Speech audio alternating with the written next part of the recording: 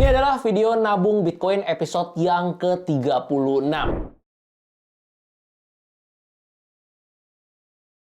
Bener, sorry guys, agak telat upload videonya karena beberapa minggu kemarin gue masih ada di luar kota dan di luar negeri. Ini baru balik aja. Dan nanti malam gue udah berangkat lagi, tapi gue sempetin untuk shoot hari ini. Seperti biasa, hari ini kita akan update untuk porto nabung rutin kita. Kita akan belanja lagi 10 juta juga seperti biasa. Tapi sebelum itu, gue akan bahas beberapa hal menarik yang sering banget kalian tanyakan. Yang pertama, mengenai target price dari Bitcoin. Kita udah sering banget bahas, even dari tahun lalu, mengenai target price Bitcoin ini. Angka 90.000 sampai 95.000 udah kena sebenarnya. Even per video ini dibuat hari Minggu, tanggal 24 November, Bitcoin ada di area sekitar 98.000 dolar. Lalu ketika target price ini udah tercapai, kenapa kita nggak jual Bitcoin ya? Kenapa kita nggak taking profit? Mungkin ada ya sebagian dari kalian yang udah taking profit, dan itu nggak salah. Gue nggak bilang itu salah. Karena yang namanya cuan, namanya take profit ya nggak pernah salah. Tapi kalau gue pribadi, gue belum jual sama sekali Bitcoin yang gue punya. Gue belum ada take profit sedikit pun. Kenapa nggak take profit, Bang? Padahal udah sampai target price yang kita bahas dari tahun lalu. Alasan yang pertama, ini too early ya. Ini kita even belum mulai rally yang sesungguhnya. Yang kedua, gue memang punya plan untuk jangka panjang. Jadi gue akan hold sebagian Bitcoin yang gue punya mungkin sampai 2028 atau 2030. Dan yang ketiga, kita belum masuk ke 2025. Jadi kalau kalian tanya ke gue apakah gue akan take profit Bitcoin, mungkin gue akan take profit sebagian. Tapi itu nanti di tahun depan. Mungkin di kuartal 2, kuartal 3, ataupun di kuartal 4. Bukan sekarang. Karena kalau kita lihat sekarang, masih ada ruang growth, masih ada potensial upside untuk Bitcoin. 120.000, 150.000 itu masih sangat possible untuk di tahun depan. Pertanyaannya simple. Gimana kalau tahun depan di kuartal 2 atau kuartal 3, Bitcoin tetap di angka 100.000 nih misalkan. Nggak sampai 120, nggak sampai 150.000. Apakah gue akan tetap nunggu gitu sampai 150.000? Jawabannya enggak. Gue akan tetap jual sebagian kecil yang memang udah gue plan dari awal 2023 tahun kemarin. Jadi nanti tahun depan di kuartal 3, kalau memang Bitcoin tetap stay ini di angka 100.000 atau even 90.000, gue tetap akan jual porsi yang sesuai dengan plan gue dari tahun lalu. Jadi target jualnya bukan soal target price doang, bukan soal harga doang, tapi juga soal timing. Karena gue percaya di market apapun, baik itu di saham, di kripto, di gold, selalu ada yang namanya cycle. Kalian di saham pasti udah ngerasain banyak hal, khususnya di saham batubara di tahun kemarin 2022. Saham batubara rally kenceng, yang naik 100%, ada yang 200%, even ada yang 300%. Apakah dia lanjut naik terus sampai sekarang? Jawabannya enggak. Mulai terjadi koreksi dan sekarang sideways panjang. Sama halnya dengan aset kelas lain. Makanya untuk kalian yang selalu tanya ke gue, Salah nggak nih, Bang, take profit? Salah nggak nih jual Bitcoin? ya itu terserah, nggak ada yang salah. Selama cuan ya nggak salah. Yang salah adalah kalau kita nggak menggunakan money management yang baik, kita gunakan uang panas, kita all in ya, nah itu yang salah. Selama itu uang dingin dan kalian punya strategi exitnya, nggak masalah. It's okay, follow your plan. Jangan dengerin gua, jangan ikut-ikutan gua, tapi lakuin apa yang udah jadi planning kalian dari awal. Lalu yang kedua, mengenai Bitcoin dominance dan juga altcoin index. Kita melihat beberapa hari terakhir, altcoin ini mulai naik, di ETH mulai naik, dan juga disusul dengan big caps lainnya. Ada H-bar ya, kalau kalian lihat dari 0,04 sekarang udah 0,15, udah naik hampir 4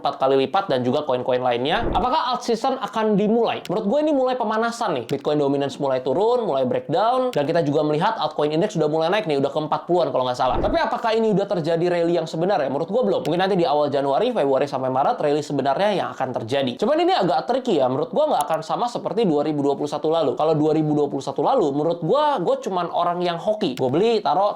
Gue nggak even ngerti itu koin apa, itu token apa, gue nggak ngerti. Gue cuman asal taruh doang. Tapi lucunya, 9 dari 10 koin yang gue beli, atau 90%-nya, itu mostly naik semua. Dan naiknya nggak main-main. Ada yang 3 kali, 5 kali, 10 kali, even sampai 30 kali. Tapi ingat, itu 2021. Kalau sekarang di cycle kali ini, apakah sama? Menurut gue akan jauh berbeda. Koin-koin dengan naratif yang memang menarik, mungkin akan naik kencang, akan rally kencang banget. Tapi menurut gue nggak akan semua koin atau semua token. Karena ini ada banyak sekali. Dan orang-orang di dalam dunia kripto ini udah juga makin pinter. Jadi nggak sembarangan lempar duit, nggak sembarangan lempar duit. Tapi benar-benar alokasin kapital mereka ke koin atau token yang memang mereka punya high conviction. Jadi kalau kalian tanya gimana, strategi nomor satunya yaitu follow the money. Ikutin smart money. Ikutin naratifnya. Pakai strategi moonback atau kawal dengan trailing stop. Jangan kalian asal tebar, dan tahu-tahu malah hangus semua. Dan juga yang paling penting mengenai porsi. Kalau gue pribadi, altcoin yang gue punya, gue nggak mau lebih dari 15% dari total aset di kripto yang gue punya. Misalnya gue punya 100 juta nih di kripto, 20%-nya gue spare cash, lalu 65%-nya di Bitcoin, dan 15% altcoin itu udah maksimal. Kalau kalian tanya kenapa demikian, karena ketika gue memilih altcoin, baik itu koin ataupun token, gue bisa salah, gue bisa kena rug pull, gue bisa kena drawdown misalkan 80%, 90%, dan ternyata koinnya nggak naik-naik lagi. Makanya gue selalu fokus ke porsi. Porsi besarnya tetap taruh di safe bet, yaitu taruh di Bitcoin. Tapi sekali lagi itu gue loh ya, kalau kalian punya strategi strategi berbeda, silahkan lakuin strategi yang sesuai dengan kalian. Lalu lanjut, untuk kalian yang para holder nih, yang mau hold dalam jangka panjang, cara amanin Bitcoinnya gimana? Cara simpennya dengan aman gimana? Mungkin gue juga udah berkali-kali bilang ke kalian di banyak video, cara paling aman untuk simpen Bitcoin yang kita punya adalah dengan self-custody. Tapi mungkin cara ini nggak efisien untuk semua orang, karena kapitalnya berbeda, mungkin kapitalnya terlalu kecil, atau nggak ngerti, dan segala macam. Jadi kalau kalian saat ini belum mau melakukan self-custody, saran gue mendingan taruh di exchange lokal yang sudah teregulasi. Itu yang pertama. Kenapa harus di exchange lokal yang udah teregulasi? Karena misalkan ada something bad happen, itu lebih gampang untuk urusnya. Tapi kalau misalkan Bitcoin yang kalian punya udah makin banyak nih, baik secara nominalnya ataupun secara keping Bitcoin yang kalian punya, saran gue sih mendingan effort sedikit untuk melakukan self-custody. Karena kalau ngomongin kelebihannya jujur lumayan banyak. Ini kita ngomongin kelebihan yang pertama dulu ya. Kita yang pegang seed phrase kita sendiri, kita yang pegang private key kita sendiri. Jadi nggak taruh di third party. Jadi kita yang tanggung jawab nih untuk keamanan aset yang kita punya sendiri. Kedua, lebih gampang untuk diamond hands atau hold dalam jangka panjang. Karena kalau misalnya ada di exchange, itu akan mudah sekali kita kena bias. Wah, kayaknya udah naik nih, gue jual aja deh, gue klik sell nih. Gampang gitu. Kita tinggal klik sell langsung terjual. Sedangkan kalau kita melakukan self-custody, ketika kita mau jual kan kita harus pindahin dulu. Ya, prosesnya lebih panjang, effort yang dikeluarkan lebih besar. Jadi kemungkinan kita akan lebih malas dan lebih bisa untuk hold dalam jangka panjang. Ketiga, kita bisa pakai multisig, jadi akan jauh lebih aman untuk kalian yang mungkin udah punya dana yang cukup besar atau Bitcoin yang cukup besar yang pengen kalian simpan. Tapi gue nggak jelasin multisig di sini, kalian bisa cari aja di YouTube karena nanti akan jadi panjang dan konteksnya jadi berbeda. Terus ada kekurangannya nggak? Menurut gue ada juga kekurangannya. Yang pertama ya, kalau kalian misalkan taruh di exchange, habis itu kalian misalkan lupa password akun kalian tinggal aja klik lupa password. Nanti kalian bisa recovery password kalian lewat email atau nomor telepon, itu udah beres, gampang, nggak masalah kalau kalian lupa password. Tapi kalau kita self custody, kita simpen di wallet ya, kita simpen di cold wallet, habis itu kita lupa nih seed phrase-nya, kita lupa misalkan private key-nya dan device kita hilang. Nah, ini yang bermasalah. Ini akan lenyap gitu. Maka kita harus hati-hati untuk menyimpan seed phrase atau private key yang kita punya. Dan yang paling penting jangan pernah di-share ke siapapun. Yang kedua, kalau misalnya kita mau pindahin nih, kita mau pindahin ke wallet lain ya, atau kita misalkan mau jual, itu nggak segampang di exchange. Karena kalau di exchange kan kita tinggal ya udah pencet aja kan, pencet kirim, pencet withdraw atau pencet sell ya, langsung ya saat ini tereksekusi. Sedangkan kalau dari cold wallet kita harus colok dulu device-nya, kita harus masukin dulu seed phrase-nya dan lain sebagainya. Itu memerlukan proses yang lebih panjang. Mungkin effort waktu ya 10 menit sampai 15 menit lah untuk setup-nya lagi. Makanya gue selalu bilang, Bitcoin yang gue punya, yang gue taruh di cold wallet itu cuma khusus yang untuk gue taruh jangka panjang. Tapi untuk aset kripto lainnya, misalkan altcoin yang gue mau taruh di LP, gue mau pakai fitur earn biar bisa dapat yield. Habis itu gue mau tradingin, misalnya gue mau jual beli dan lain sebagainya. Itu akan tetap ada di exchange. Karena ya lebih efisien gitu, lebih gampang. Mungkin kalian juga pengen tanya, kenapa nggak semua aset kriptonya itu puterin aja gitu biar dapat yield? Kan lebih untung daripada parkir diam doang. Yes, lebih untung, tapi ada resiko hilang, ada resiko human error. Dimana ada reward tambahan, pasti ada resiko tambahan juga. Makanya gue nggak berani all in semua aset kripto yang gue punya untuk gue puterin ke sana sini. Tapi memang ada porsi, ada bagian yang untuk diputerin, yang di DeFi, yang bisa dapat yield misalkan 5%, even 10% setiap tahun. Tapi ada juga yang khusus parkir doang nih, diem doang nih. Yang biasanya diem doang ini adalah Bitcoin. Kurang lebih seperti itu. Kalian juga sering tanya kalau mau self custody bagusnya pakai apa? Ibarat kalau mau beli berangkas nih, belinya merek apa? Sebenarnya gue ada pakai beberapa, tapi yang paling banyak dan sering gue pakai yaitu Trezor ya. Jadi gue pakai Trezor. Gue juga ada beberapa kali bikinin tutorial lengkapnya, kalian bisa cek di video ini. Nah, Trezor ini juga lumayan banyak modelnya. Ada model T, ada Safe 3, dan yang baru ada Safe 5 ya kalau nggak salah. Habis itu yang Safe 5 itu juga ada yang khusus untuk Bitcoin. Harganya juga beda-beda, nanti kalian bisa cek di website. Cuman kalau menurut gue pribadi ya, secara harga yang paling affordable, yang paling oke dan nggak terlalu mahal yaitu yang Safe 3. Cuma kalau model T enaknya ya bisa touch screen aja, tapi ya sama aja sih sebenarnya secara fungsi. Kalau Safe 5 agak mahal dan jujur gue belum punya, jadi gue belum bisa review. Tapi rencananya gue akan beli ya, karena gue penasaran juga bedanya apa, karena harganya lumayan lebih mahal daripada yang Safe 3 dan juga yang model T. Menurut gue spend $50, $60, atau misalkan kalian mau multisig, kalian mau beli 6 ya atau 8 gitu, habis $300, $400. Tapi untuk keamanan yang bisa kalian dapetin ya cukup worth it sih. Oh ya, kalau misalkan mau beli, usahakan belinya langsung di website resminya, langsung dari pabriknya, jangan dari third party. Karena kalau gue pribadi berasanya lebih aman kalau langsung beli di official website-nya. Jadi nanti pas kalian beli di website resminya akan langsung dikirim ke alamat rumah kalian dan nanti kalian tinggal bayar pajaknya pas masuk ke Indo. Kalau misalkan kalian berasa di third party ada yang lebih murah nih, kayaknya di official website ini lebih mahal. Cuman ya paling beda berapa dolar sih, ini kan untuk keamanan ya kan. Beda 100-200 ribu, ya udahlah lebih mahal dikit, yang penting di official website. Tapi kalau kalian beli sekarang harusnya nggak lebih mahal juga sih. Karena tadi gue habis lihat-lihat juga, gue habis cek karena gue pengen beli yang Safe 5. Itu pas lagi ada diskon Black Friday sampai 30%. 30% itu gede banget sih. Kayak tahun lalu kan gue juga beli lumayan banyak, gue beli 6 atau 7 device. Itu gue beli tahun lalu tuh pas Black Friday. Karena lumayan kan diskon 30% itu gede banget. Tapi gue nggak tahu sampai kapan, kayaknya nggak lama, cuma 1 mingguan paling. So kalau kalian emang butuh dan kalian mau beli, kalian bisa cek linknya di deskripsi, udah gue taruh di deskripsi. Mumpung promonya masih ada, kalau kalian butuh silahkan sikat. Kalau yang gue pakai dari dulu ada ini ya, model T dan juga Safe 3. Tapi kalau kalian mau cobain Safe 5 ya terserah kalian ya. Cuman gue belum bisa review karena sekali lagi gue belum punya dan gue belum beli. Kalau nanti kalian udah beli dan kalian bingung gimana cara setupnya, kalian bisa tonton video yang ini ya. Gue udah jelasin tutorial lengkapnya. Sebenarnya nggak gitu susah kok, apalagi kalian yang udah biasa ngulik kripto. Cuma nanti pastiin pas mau transfer atau mau pindahin aset kalian, copy address-nya jangan sampai salah aja. Kalau gue biasa pas awal gue coba dulu, misalnya gue pindahin dulu $100, kalau udah aman, udah masuk, baru gue pindahin lebih banyak. Karena takut kan ada human error, salah kopasnya atau gimana. Kira-kira seperti itu. Oke, karena Bitcoin juga ada all time high, gue mau sekalian giveaway ke kalian nih. Kalau video ini likes-nya tembus 500 likes, gue akan giveaway 1 Trezor. Kalau tembus 1000 likes, gue akan giveaway 2 Trezor. Jadi nanti kalian jangan lupa like supaya bisa tembus 500 atau even tembus 1000. Dan juga jangan lupa komen di bawah, karena nanti pemenangnya kalau misalnya kita jadi giveaway, gue akan bagiin untuk yang udah komen di bawah. Gue akan pilih 1 orang kalau 500 likes, dan gue akan pilih 2 orang kalau udah tembus 1000 likes. Ini lumayan mahal loh ya giveaway-nya, jadi semoga kalian beruntung. Ya hitung-hitung giveaway ngerayain Bitcoin udah hampir 100.000 lah, tapi belum sentuh 100.000 sebenarnya. Oke, lanjut. Sekarang kita akan update untuk porto nabung rutin kita. Ini gue udah sambil screen record, kalian bisa sama-sama lihat di layar. Jadi ini per episode yang 35, episode kemarin, total Bitcoin yang kita punya ada di 0,339 sekian Bitcoin. Per hari ini, per video ini dibuat, nilai rupiah sekitar 530 jutaan. Oh, udah setengah miliar ya, lumayan. Seperti biasa, di episode 36 kita akan beli lagi 10 juta ya. Langsung aja kita ke bagian perdagangan. Kita langsung pakai order pasar biar cepet. Kita masukin 10 juta. Kalau udah, langsung kita klik beli BTC. Udah berhasil, kita akan coba cek di riwayat pemesanan. Oke, ini udah match di harga 1.567 juta ya. Biasa kita beli di harga 1 miliar atau kemarin-kemarin sempat di 900 juta. Sekarang kita udah belinya di 1,5 miliar, guys. Otomatis Bitcoin yang kita dapetin juga biasanya lebih banyak ya, ada di 0,01. Tapi hari ini kita cuma dapat di 0,00637 Bitcoin. Kita balik lagi ke bagian wallet. Per episode 36 ini, total Bitcoin yang kita punya udah ada di 0,345 sekian Bitcoin. Dan rupiahnya senilai kurang lebih 540 jutaan. Ini kayaknya mau ke 1 Bitcoin aja lumayan jauh ya. Episode 36 berarti total modal yang kita keluarin udah 360 juta. Dan totalnya di sini 540 juta. Berarti lagi floating profit sekitar 180 jutaan. Oke, ini gue stop share dulu. Kurang lebih seperti itu untuk porto nabung rutin kita yang selalu gue share transparan di channel YouTube ini. Gak berasa total udah 36 episode. Kalian yang ngikutin dari awal pasti kalian berasa naik turunnya ada rugi ya, ruginya lumayan banyak ya, udah floating loss, habis itu kita tetap konsisten, kita tetap tabung, dan pas naik pun kita tetap konsisten, kita tetap tabung, dan akhirnya hasilnya seperti ini. Apakah ini udah selesai? Jawabannya masih sangat jauh dari kata selesai. Gue akan lanjutin terus. Doain gue semoga supaya gue bisa konsisten terus untuk upload video dan nabung rutin ini, supaya series ini bisa jadi sumber pembelajaran dan perspektif baru untuk kalian yang mau mulai investasi kripto. Bahwa ya investasi seperti series ini nggak bisa untung terus. Ada waktu kita lagi ngalamin floating loss, kita kena drawdown, tapi kita tetap konsisten, kita tetap tabung, dan sampai kita udah floating profit, tapi kita tetap hold dengan plan dari awal, yaitu untuk jangka panjang. Gue jujur nggak sabar sih lihat nanti 2030 ini akan jadi seperti apa. So, semoga series ini bisa bermanfaat untuk kalian. Oh ya, untuk kalian yang butuh dan mau beli Trezor dari official website-nya, website resminya, kalian bisa cek, linknya udah gue taruh di deskripsi. Dan untuk exchange lokal yang gue pakai untuk porto nabung rutin ini, yaitu Toko Kripto, linknya udah gue taruh di deskripsi juga. Kalau kalian daftar dengan link itu, kalian bakal dapetin potongan fee transaksi 20% seumur hidup atau selamanya.